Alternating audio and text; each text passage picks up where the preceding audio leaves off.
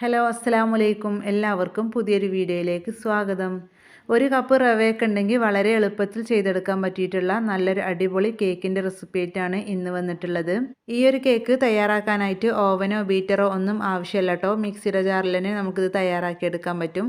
പിന്നെ അതുപോലെ തന്നെ ഇതിൽ മുട്ടയൊന്നും ചേർത്ത് കൊടുക്കുന്നില്ല കേട്ടോ. അതുകൊണ്ട് എല്ലാവർക്കും കഴിക്കാൻ പറ്റും. അപ്പോൾ ചില കേക്കൊക്കെ മുട്ട ചേർത്ത് കൊടുത്തുകൊണ്ട് തന്നെ ചില ആളുകളൊന്നും കഴിക്കൂല. അപ്പോൾ ഇത് ഞാൻ തയ്യാറാക്കിയിട്ടുള്ളത് മുട്ടയൊന്നും ചേർക്കാതെയാണ്.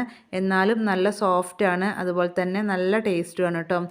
അപ്പോൾ എല്ലാവർക്കും ഈ ഒരു വീഡിയോ ഉപകാരപ്പെടുന്നതാണ്. അപ്പോൾ അതുകൊണ്ട് തന്നെ മുഴുവനായിട്ട് കാണാൻ ശ്രമിക്കുക. അപ്പോൾ ഈ ഒരു കേക്ക് എങ്ങനെ തയ്യാറാക്കാൻ നോക്കാം. അതിനു മുന്നേ നമ്മുടെ ചാനൽ ആദ്യമായിട്ട് കാണുന്നവരൊക്കെ ഉണ്ടെങ്കിൽ ഒന്ന് സബ്സ്ക്രൈബ് ചെയ്യുക. വീഡിയോ കണ്ടുകൊണ്ടിരിക്കുമ്പോൾ തന്നെ ഇഷ്ടപ്പെടുകയാണെങ്കിൽ ഒന്ന് ലൈക്ക് ചെയ്ത് സപ്പോർട്ട് ചെയ്യുക. അപ്പോൾ നേരെ നമുക്ക് വീഡിയോയിലേക്ക് പോകാം. കേക്ക് റെഡിയാക്കി എടുക്കാൻ വേണ്ടിയിട്ട് ഞാൻ ആദ്യം തന്നെ കുറച്ച് ബട്ടർ മിൽക്ക് ഇവിടെ റെഡിയാക്കി എടുക്കണം. അപ്പോൾ അതിന് വേണ്ടിയിട്ട് ഒരു ബൗൾ എടുത്തിട്ടുണ്ട്. ഇതിലേക്ക് 1/4 കപ്പ് പാലാണ് കേട്ടോ ഞാൻ ഒഴിച്ചു കൊടുത്തിട്ടുള്ളത്. അപ്പോൾ തിളപ്പിച്ച് ചൂടൊക്കെ പോയിട്ടുള്ള ആ ഒരു പാലാണ് ഇതിലേക്ക് ഒഴിച്ചു കൊടുത്തിട്ടുള്ളത്. ഇതിലേക്കൊരു 1.5 ടീസ്പൂണോളം വിനാഗിരിയാണ് കേട്ടോ ചേർത്ത് കൊടുക്കുന്നത്. അതില്ലെങ്കിൽ ഒരു 1.5 ടീസ്പൂണോളം ചെറുനാരങ്ങ നീര് ഒഴിച്ചു കൊടുത്താലും മതി. എന്നിട്ടിത് നല്ലപോലെ ഒന്ന് മിക്സ് ചെയ്തെടുക്കുക കേട്ടോ. ഇതിന് പകരം നിങ്ങളുടെ കയ്യിൽ പുളിയില്ലാത്ത തൈരുണ്ടെങ്കിൽ അതെടുത്താലും മതി.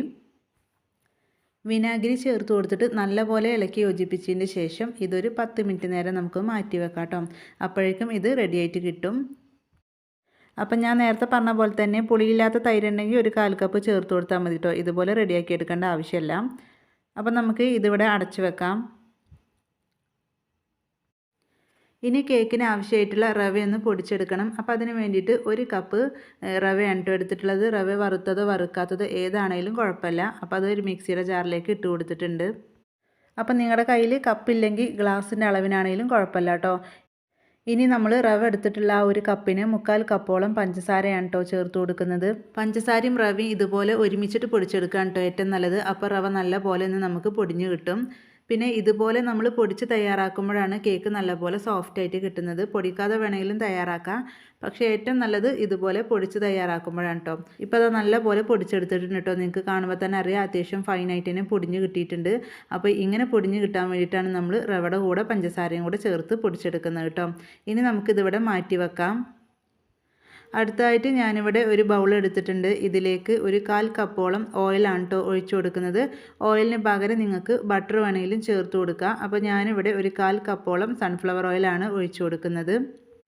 ഇനി ഇതിലേക്ക് നമ്മൾ നേരത്തെ പാലിൽ കുറച്ച് വിനാഗിരിയൊക്കെ ചേർത്തിട്ട് ബട്ടർ മിൽക്കിന് വേണ്ടിയിട്ട് വെച്ചിട്ടുണ്ടായിരുന്നു. അപ്പോൾ അതൊക്കെ ഇവിടെ കറക്റ്റായിട്ട് കിട്ടിയിട്ടുണ്ട്. അത് ഇതിലേക്ക് ഒഴിച്ചു കൊടുക്കാം.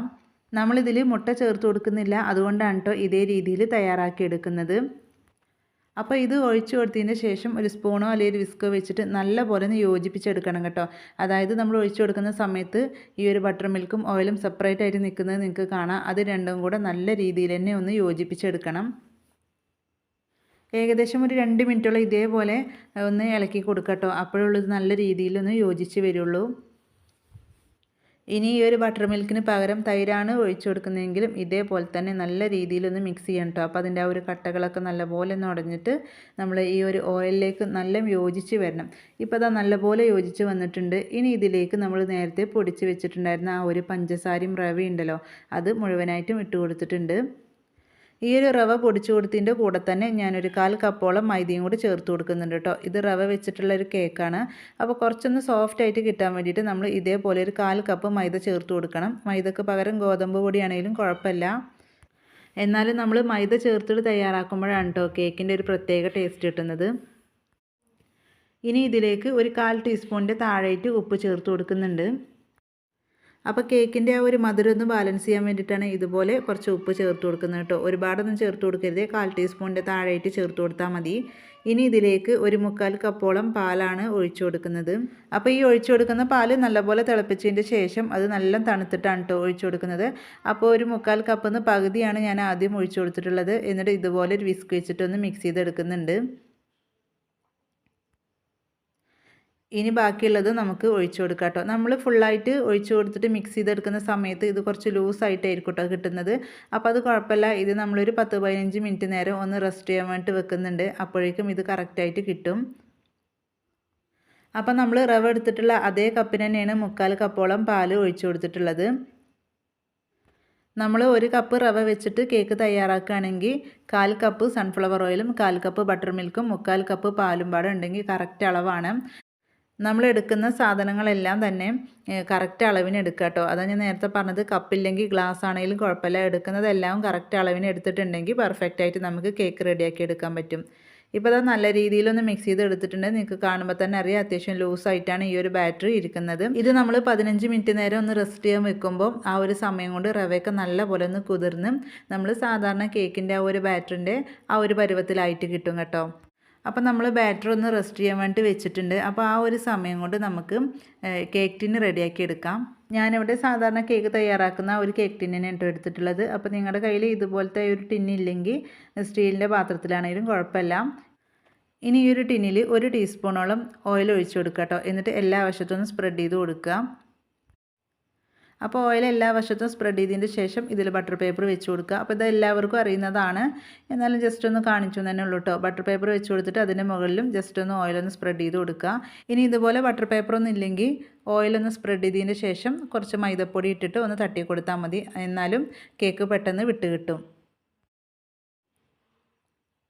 ഇപ്പോൾ അതാ കേക്ക് ടിന്ന് ഇവിടെ റെഡിയാക്കി എടുത്തിട്ടുണ്ട്. ഇനി നമുക്കിതിവിടെ മാറ്റി വെക്കാം. അപ്പോൾ ഈ ഒരു സമയം കൊണ്ട് നമ്മുടെ ഈ ഒരു ബാറ്ററൊക്കെ ഇവിടെ റെഡി ആയിട്ട് കിട്ടിയിട്ടുണ്ട്. നിങ്ങൾക്ക് കാണുമ്പോൾ തന്നെ അറിയാം അത്യാവശ്യം തിക്കായിട്ട് തന്നെ വന്നിട്ടുണ്ട്. ഇത് നല്ലപോലെ ലൂസായിട്ടുള്ള ഒരു ബാറ്റർ ആയിരുന്നു. ഇപ്പോൾ കേക്കിനുള്ള അതേ പരുവത്തിലുള്ള ബാറ്ററായിട്ട് കിട്ടിയിട്ടുണ്ട്. ഇനി ഒരു കേക്ക് നല്ല പോലെ ഒന്ന് സോഫ്റ്റ് ആയിട്ട് കിട്ടാൻ വേണ്ടിയിട്ട് ഇതിലേക്ക് നമുക്ക് കുറച്ച് ബേക്കിംഗ് പൗഡറും ബേക്കിംഗ് സോഡയും കൂടി ചേർത്ത് കൊടുക്കണം കേട്ടോ. അപ്പോൾ അതിന് വേണ്ടിയിട്ട് ചെറിയൊരു ബൗൾ എടുത്തിട്ടുണ്ട്. അതിലേക്ക് 1 ടേബിൾ സ്പൂണോളം പാല് ഒഴിച്ചു കൊടുക്കുന്നുണ്ട്. ഈ ഒരു പാലിലേക്ക് 1/2 ടീസ്പൂണോളം ബേക്കിംഗ് പൗഡറും 1/4 ടീസ്പൂണോളം ബേക്കിംഗ് സോഡയും ചേർത്ത് കൊടുക്കുന്നുണ്ട്. സാധാരണ നമ്മൾ കേക്ക് 1 കപ്പ് അളവിൽ നമ്മൾ റെഡിയാക്കി എടുക്കുകയാണെങ്കിൽ അതിലേക്ക് 1 ടീസ്പൂണോളം ബേക്കിംഗ് പൗഡർ ചേർത്ത് കൊടുക്കലുണ്ട്. അപ്പോൾ ഇതിൽ 1/2 ടീസ്പൂണോളം ബേക്കിംഗ് പൗഡർ ചേർത്ത് കൊടുത്താൽ മതി കേട്ടോ. പിന്നെ 1/4 ടീസ്പൂണോളം ബേക്കിംഗ് സോഡയും ചേർത്ത് കൊടുത്താൽ മതി. എന്നിട്ട് നല്ലപോലെ ഒന്ന് മിക്സ് ചെയ്തെടുക്കുക. ഇത് നല്ല മിക്സ് ചെയ്യുന്ന സമയത്ത് നല്ലപോലെ ഒന്ന് പതഞ്ഞ് വരും. ബേക്കിംഗ് പൗഡറൊക്കെ നല്ല ഫ്രഷ് ആയിട്ടുള്ളതിനെ എടുക്കുക കേട്ടോ. അങ്ങനെ ആകുമ്പോഴേ ഇത് നല്ലപോലെ പതഞ്ഞ് വരുള്ളൂ. നമ്മൾ പഴകിയിട്ടുള്ള ബേക്കിംഗ് പൗഡറൊക്കെ എടുക്കുകയാണെങ്കിൽ നല്ലപോലെ പതഞ്ഞ് വരില്ല. കേക്ക് നല്ല സോഫ്റ്റ് ആയിട്ട് കിട്ടൂല. ഒട്ടും കട്ടകളൊന്നും ഇല്ലാതെ ഇതേപോലെ ഒരു സ്പൂൺ വെച്ചിട്ട് നല്ല രീതിയിലൊന്ന് മിക്സ് ചെയ്തെടുക്കുക. ഒരു സ്പൂൺ വെച്ചിട്ട് ഇതുപോലെ ഒരു 30 സെക്കൻഡോളം ഇളക്കി കൊടുത്തപ്പോഴേക്കും ഇതുപോലെ നല്ല പതഞ്ഞ് വന്നിട്ടുണ്ട് കേട്ടോ. അപ്പോൾ ഇങ്ങനെ മതി. ഇനി നമുക്ക് നമ്മുടെ ആ ഒരു കേക്ക് ബാറ്ററിലേക്ക് ഇത് ഒഴിച്ചു കൊടുക്കാം. റവ വെച്ചിട്ട് നമ്മൾ കേക്ക് തയ്യാറാക്കുമ്പോൾ ഇത് ആദ്യം ഒരിക്കലും ചേർത്ത് കൊടുക്കരുത് കേട്ടോ. എല്ലാതും റെഡിയാക്കിയതിൻ്റെ ശേഷം ഏറ്റവും ലാസ്റ്റ് മാത്രം ഇതുപോലെ ചേർത്ത് കൊടുത്താൽ മതി. അപ്പോഴേ നല്ലപോലെ സോഫ്റ്റായിട്ട് നല്ല പൊങ്ങി വരുള്ളൂ. അപ്പോൾ ഇനി ഇത് ഒഴിച്ചു കൊടുത്തതിന് ശേഷം നല്ലപോലെ ഒന്ന് മിക്സ് ചെയ്തെടുക്കുക. എല്ലാ വശത്തും എത്തുന്ന പോലെ നല്ല രീതിയിലൊന്ന് മിക്സ് ചെയ്തെടുക്കുക. അപ്പോൾ ഇതുപോലെ ഒരു വിസ്കോ സ്പൂണ് വെച്ചിട്ട് 10-20 സെക്കൻഡ് മാത്രം ഒന്ന് ഇളക്കി കൊടുത്താൽ മതി. അപ്പോഴേക്കും നല്ലപോലെ ഒന്ന് യോജിച്ച് വരും. ഇനി ഇതിലേക്ക് നല്ലൊരു ഫ്ലേവറിന് വേണ്ടിയിട്ട് ഞാനിവിടെ 1 ടീസ്പൂണോളം വനില എസൻസ് ആണ് കേട്ടോ ചേർത്ത് കൊടുക്കുന്നത്. അപ്പോൾ അതിന് പകരം ഏലക്കപ്പൊടി ആണെങ്കിലും കുഴപ്പമില്ല. 1 ടീസ്പൂണോളം ഏലക്കപ്പൊടി ചേർത്ത് കൊടുത്താൽ മതി. ഇനി വാനില എസൻസും ഏലക്കപ്പൊടിയും ചേർത്ത് കൊടുത്തിട്ടില്ലെങ്കിലും കുഴപ്പമൊന്നുമില്ല. കാരണം നമ്മളിതിൽ മുട്ട ചേർത്ത് കൊടുത്തിട്ടില്ല. അപ്പോൾ അതിൻ്റെ ആ ഒരു ടേസ്റ്റും കാര്യങ്ങളൊന്നും ഉണ്ടാവില്ല. അപ്പോൾ അതുകൊണ്ട് ഒന്നും ചേർക്കാതെ വേണമെങ്കിലും ഇത് റെഡിയാക്കി എടുക്കാം. ഇപ്പോൾ അത് വാനില എസൻസ് ചേർത്തിട്ടും ഇതുപോലെ ഒന്ന് മിക്സ് ചെയ്ത് എടുത്തിട്ടുണ്ട്. ഇപ്പോൾ അത് വാനില എസൻസ് ഒക്കെ ചേർത്ത് കൊടുത്തിട്ട് നല്ലപോലെ ഒന്ന് മിക്സ് ചെയ്ത് എടുത്തിട്ടുണ്ട്. ഇനി ഏറ്റവും ലാസ്റ്റായിട്ട് ഇതിലേക്ക് ഞാൻ ചേർത്ത് കൊടുക്കുന്നത് കുറച്ച് ടൂട്ടി ഫ്രൂട്ടിയാണ് കേട്ടോ. അപ്പോൾ അത് നിങ്ങളുടെ കയ്യിലുണ്ടെങ്കിൽ ചേർത്ത് കൊടുക്കുക. അല്ലെങ്കിൽ ഏതെങ്കിലും നട്ട്സ് ഉണ്ടെങ്കിൽ അങ്ങനെ വേണമെങ്കിൽ ചേർത്ത് കൊടുക്കുക കേട്ടോ. അപ്പോൾ ഏതാ നിങ്ങളുടെ ഇഷ്ടമെങ്കിൽ അതിനനുസരിച്ച് ചേർത്ത് കൊടുക്കാം. അപ്പോൾ ഇനി ഒന്നും ചേർത്ത് കൊടുത്തിട്ടില്ലെങ്കിലും കുഴപ്പമൊന്നുമില്ല. അപ്പോൾ ഇതൊക്കെ ചേർത്ത് കൊടുത്തിട്ടുണ്ടെങ്കിൽ കാണാൻ ഒരു ഭംഗി ഉണ്ടാകും. അതുപോലെ തന്നെ കഴിക്കുമ്പോൾ ഇടയിലൊക്കെ കഴിക്കുമ്പോൾ ഒരു പ്രത്യേക ടേസ്റ്റ് ആയിരിക്കും. അപ്പോൾ ഈ ഒരു ടൂട്ടി ഫ്രൂട്ടി ഞാൻ ചേർത്ത് കൊടുത്തിട്ടുള്ളത് മൈദയിലൊന്നും കോട്ട് ചെയ്തിട്ടില്ല കേട്ടോ. നിങ്ങൾക്ക് വേണമെങ്കിൽ മൈദയിലൊക്കെ കോട്ട് ചെയ്തിട്ട് ചേർത്ത് കൊടുക്കാം. അതുപോലെ തന്നെ ചെറിയ ഈത്തപ്പഴം ഏത് വേണമെങ്കിലും ചേർത്ത് കൊടുക്കാം കേട്ടോ. മൈദയിൽ നമ്മൾ കോട്ട് ചെയ്തിട്ട് ചേർത്ത് കൊടുക്കുമ്പോൾ കേക്കിൻ്റെ എല്ലാ വശത്തും ഒരേപോലെ ഉണ്ടാവും. ഇപ്പോൾ അതാ റവ കേക്കിനുള്ള ബാറ്റർ ഇവിടെ റെഡി ആയിട്ടുണ്ട്. ഇനി നമുക്ക് കേക്ക് ടിന്നിലേക്ക് ഒഴിച്ചു കൊടുക്കാം. ഈ ഒരു കേക്ക് നമ്മൾ ബേക്ക് ചെയ്യണത് സാധാരണ പാത്രത്തിൽ വെച്ചിട്ടാണ് കേട്ടോ, ഓവനിലൊന്നുമല്ല. അപ്പോൾ അതുകൊണ്ട് തന്നെ ഈ ഒരു സമയം കൊണ്ട് ഞാനവിടെ കേക്ക് ബേക്ക് ചെയ്യാൻ വെച്ചിട്ടുള്ള ഒരു പാത്രം ചൂടാക്കാൻ വേണ്ടി വെച്ചിട്ടുണ്ടായിരുന്നു. നല്ലപോലെ കട്ടിയുള്ള പാത്രം വേണ്ടിയിട്ട് എടുക്കാൻ, അതായത് അടിവശം നല്ലപോലെ കട്ടി വേണം. അതിൽ റിങ് വെച്ചിട്ടുണ്ടായിരുന്നു. അതിന് മുകളിലേക്ക് ഇതപ്പോൾ നമ്മുടെ കേക്ക് ടിന് ഇറക്കി വെച്ച് കൊടുത്തിട്ടുണ്ട്. കുറച്ചും കൂടി ടൂട്ടി ഫ്രൂട്ടി ഇതിൻ്റെ മുകളിലേക്ക് ഇട്ട് കൊടുക്കുന്നുണ്ട് കേട്ടോ, കാണാനൊരു ഭംഗിക്ക് വേണ്ടിയിട്ടാണ്. അത്യാവശ്യം നല്ല രീതിയിൽ കട്ടിയുള്ള പാത്രമൊക്കെ എടുക്കുകയാണെങ്കിൽ ഒരു 10 മിനിറ്റോളം തന്നെ നമ്മളൊന്ന് ചൂടാക്കി എടുക്കണം. എന്നിട്ട് വേണം കേട്ടോ ഈ ഒരു കേക്ക് ടിന് വെച്ച് കൊടുക്കാനും. ഇനി നമുക്ക് അടച്ച് വെച്ചിട്ട് ഒന്ന് ബേക്ക് ചെയ്തെടുക്കണം. 45 മിനിറ്റോളം വേണം കേട്ടോ ഇതൊന്ന് ബേക്കായിട്ട് കിട്ടാൻ. ഇത് നമ്മൾ അടച്ച് വെച്ചതിന് ശേഷം ഇതിന് മുകളിൽ എന്തെങ്കിലും ഒരു വെയിറ്റ് വെച്ച് കൊടുക്കുക കേട്ടോ. അപ്പോൾ അങ്ങനെ വെച്ച് കൊടുക്കുമ്പോൾ മുകൾ വശം നല്ല രീതിയിൽ തന്നെ കുക്കായിട്ട് കിട്ടും. ഇത് നമ്മൾ ബേക്ക് ചെയ്യാൻ വേണ്ടിയിട്ട് വെക്കുമ്പോൾ ആദ്യത്തെ 10 മിനിറ്റോളം മീഡിയം ഫ്ലെയിമിൽ ഇട്ട് കൊടുക്കുക കേട്ടോ. എന്നിട്ട് എത്രത്തോളം സമയം ബേക്ക് ചെയ്യാനുണ്ട് അത്രയും സമയം ലോ ഫ്ലെയിമിൽ ഇട്ട് കൊടുക്കുക. ഇത് ഓരോരുത്തരുടെ ഫ്ലെയിമിൻ്റെ വ്യത്യാസത്തിനനുസരിച്ച് ബേക്കിംഗ് സമയത്തിന് വ്യത്യാസം ഉണ്ടാവും കേട്ടോ. എനിക്ക് കറക്റ്റ് 45 മിനിറ്റ് ആയപ്പോഴേക്കും ഇത് ബേക്കായിട്ട് കിട്ടിയിട്ടുണ്ടായിരുന്നു. അപ്പോൾ 45 മിനിറ്റ് കഴിഞ്ഞപ്പോഴേക്കും ഞാൻ തുറന്ന് നോക്കിയപ്പോൾ നല്ലപോലെ ബേക്കായിട്ട് കിട്ടിയിട്ടുണ്ട് കേട്ടോ. അപ്പോൾ ഇതിൻ്റെ ഉൾവശമൊക്കെ നല്ലപോലെ കുക്കായിക്കണമെന്ന് അറിയാൻ വേണ്ടിയിട്ട് ഒരു പപ്പടക്കമ്പിയോ അല്ലെങ്കിൽ ഒരു കത്തി വെച്ചിട്ട് ഇതിൻ്റെ സെൻറ്റർ വശത്തും സൈഡ് വശത്തൊക്കെ ഒന്ന് കുത്തി നോക്കുക. ഇപ്പോൾ അത് നല്ലപോലെ ക്ലീൻ ആയിട്ട് കിട്ടിയിട്ടുണ്ട് കേട്ടോ. നമ്മുടെ കേക്ക് നല്ല ബേക്കായിട്ട് കിട്ടിയിട്ടുണ്ട്. ഇത് ഏകദേശം കറക്റ്റ് ടൈം എന്ന് വെച്ചാൽ ഒരു 45 മിനിറ്റ് തന്നെയാണ് കേട്ടോ. അപ്പോൾ അതാവുമ്പോൾ നിങ്ങളൊന്ന് തുറന്ന് നോക്കിയിട്ടൊന്ന് കുത്തി നോക്കുക. കുക്കായിട്ടില്ലെങ്കിൽ വീണ്ടും ഒരു 5-10 മിനിറ്റ് അടച്ച് വെക്കുക കേട്ടോ. അപ്പോൾ ഞാനിവിടെ തണുക്കാനായിട്ട് മാറ്റി വെച്ചിട്ടുണ്ടായിരുന്നു. അപ്പോൾ അത് നല്ലപോലെ തണുത്ത് വന്നിട്ടുണ്ട് കേട്ടോ. ഇത് നല്ല തണുത്തതിൻ്റെ ശേഷം മാത്രം ഈ ഒരു പാത്രത്തിൽ നിന്ന് മാറ്റുക കേട്ടോ. അത്യാവശ്യം നല്ല രീതിയിൽ തണുത്ത് വന്നിട്ടുണ്ടെങ്കിൽ ഇതിൻ്റെ ആ ഒരു അരികു വശമൊക്കെ നല്ല രീതിയിൽ തന്നെ വിട്ട് കിട്ടും. എന്നിട്ട് കൈ കൊണ്ട് ജസ്റ്റ് ഒന്ന് ഇങ്ങനെ വെടിയിപ്പിച്ചെടുത്തതിൻ്റെ ശേഷം ഒന്ന് കമഴ്ത്തി കൊടുത്താൽ മതി. പെട്ടെന്ന് തന്നെ നമുക്ക് ഈ ഒരു പാത്രത്തിൽ നിന്ന് ഈ ഒരു കേക്ക് വിട്ട് കിട്ടും. ഇപ്പോൾ നമ്മുടെ കേക്കൊക്കെ ഒരു പാത്രത്തിൽ നിന്ന് മാറ്റിയിട്ടുണ്ട്. ഇനി നമുക്ക് ഈ ഒരു ബട്ടർ പേപ്പറൊക്കെ എടുത്ത് മാറ്റാം. അപ്പോൾ നമ്മുടെ കേക്കിൻ്റെ അടിവശം നിങ്ങൾക്ക് കാണുമ്പോൾ തന്നെ അറിയാം നല്ല ക്ലീൻ ആയിട്ട് ഒട്ടും കരിഞ്ഞിട്ടില്ല, നല്ല പെർഫെക്റ്റ് ആയിട്ട് തന്നെ കിട്ടിയിട്ടുണ്ട്. ഇത് കുറച്ച് ഹൈറ്റിലാണ് കേട്ടോ ഈ ഒരു കേക്ക് കിട്ടിയിട്ടുള്ളത്. ഒരുപാട് വലിയ പാത്രമൊക്കെ ആണെങ്കിൽ ഇത്രത്തോളം ഹൈറ്റായിട്ട് കിട്ടൂല. അപ്പോൾ ടൂട്ടി ഫ്രൂട്ടിയൊക്കെ ഇട്ട് കൊടുത്തുകൊണ്ട് തന്നെ മുകൾ വശമൊക്കെ കാണാൻ നല്ല ഭംഗിയുണ്ട്. അപ്പോൾ നമുക്ക് ഇതിനെ ഒന്ന് കട്ട് ചെയ്തിട്ട് എടുക്കാം.